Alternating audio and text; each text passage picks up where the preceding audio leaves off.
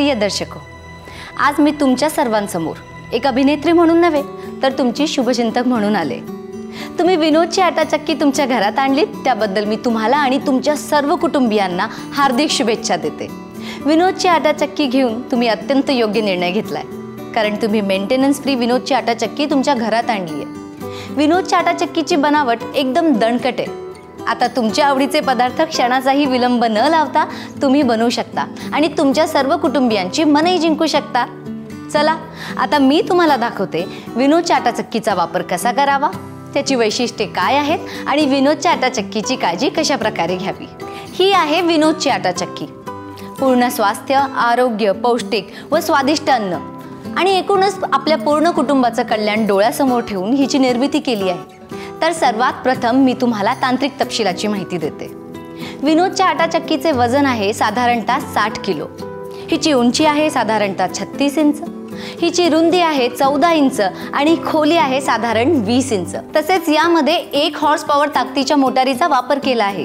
ही motor single फेजवर साधारणतः ताशी 0.8 एवढ्या विजेचा वापर करते। ही आटाचक्की चालू करण्यासाठी घरात 15 एम्पियरचा प्लग पॉइंट असणं अति आवश्यक आहे। ही झाली तांत्रिक माहिती। आता विनोद आटाचक्की सोबत तुम्हाला कोणत्या वस्तू दिल्या जातात त्याविषयी मी तुम्हाला सांगते। विनोदच्या आटाचक्की सोबत तुम्हाला मिळतो एक स्टीलचा डब्बा। या डब्याचा उपयोग पीठ साठवण्यासाठी केला जातो।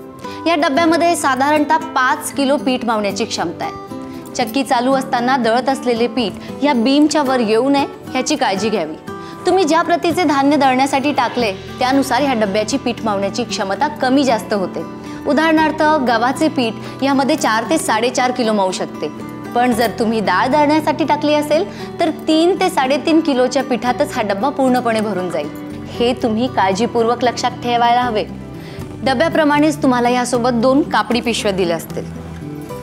ह्या आहे कापडी पिशव्या। या पिशव्यांना बसवण्यासाठी एक प्लास्टिक रिंग दिली जाते जी इथे दिसते। यातील एक पिशवी तुम्ही गहू, ज्वारी, बाजरी इत्यादी धान्य दळण्यासाठी वापरू शकता आणि दुसरी पिशवी तुम्ही भाजणी, साबुदाणे किंवा उपवासाच्या इतर पदार्थांसाठी वापरू शकता। चक्कीला साफ करण्यासाठी एक ब्रश दिलेला आहे।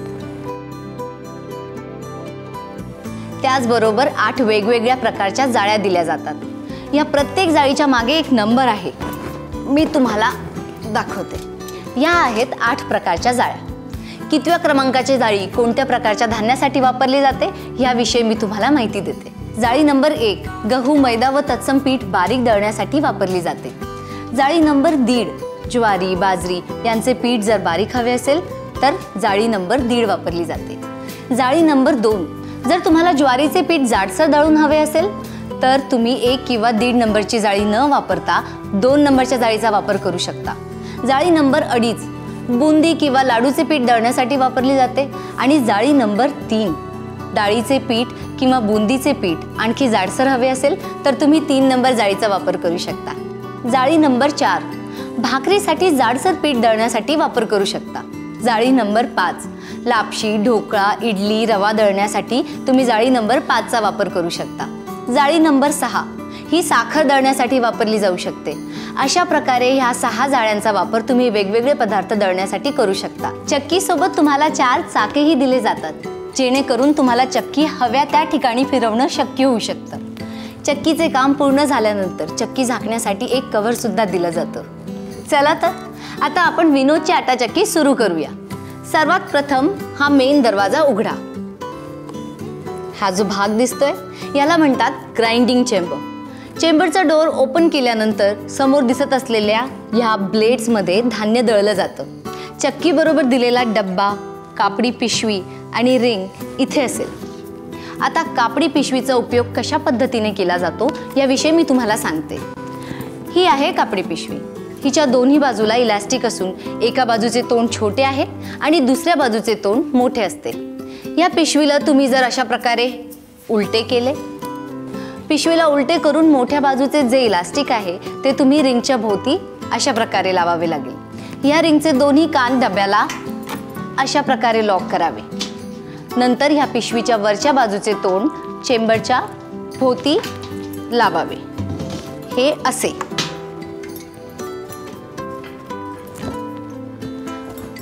आता तुमचे कंटेनर धान्य दळण्यासाठी तयार आहे।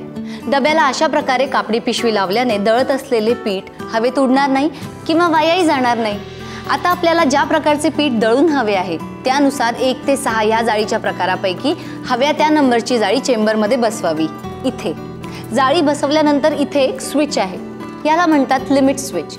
चेंबर डोअर उघडा राहिल्यास हा स्विच चक्की चालू होऊ देणार नाही. त्यामुळे हा चेंबर डोअर काळजीपूर्वक बंद करणं गरजेचं आहे.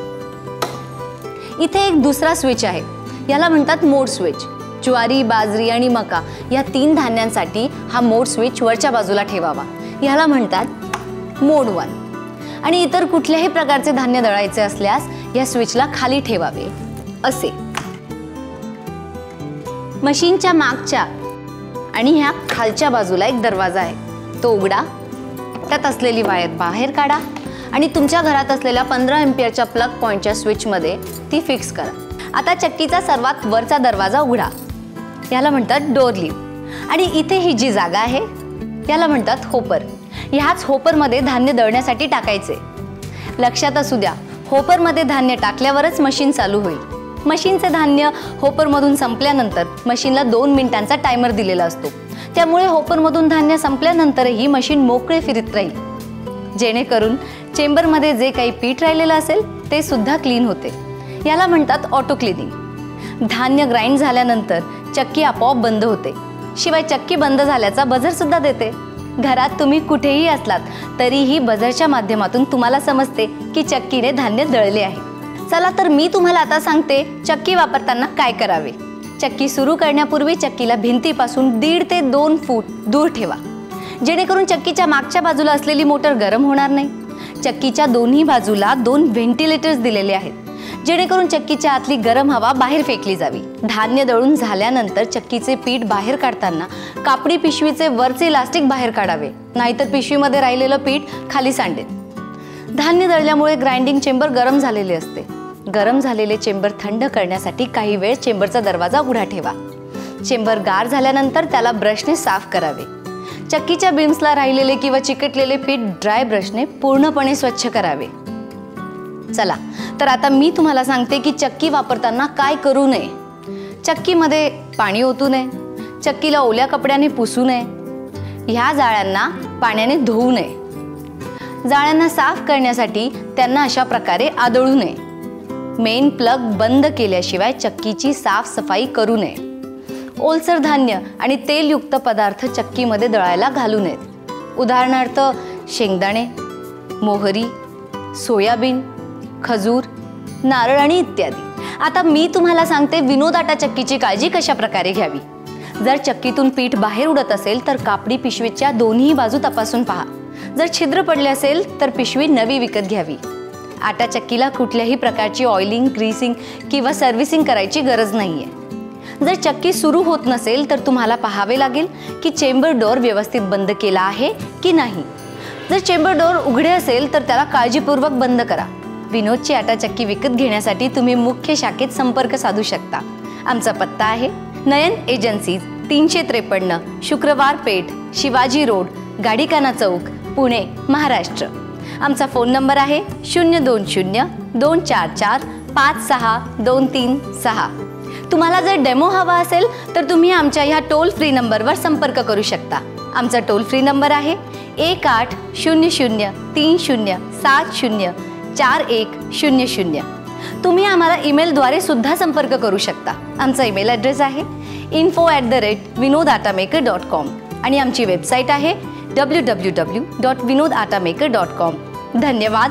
जय महाराष्ट्र.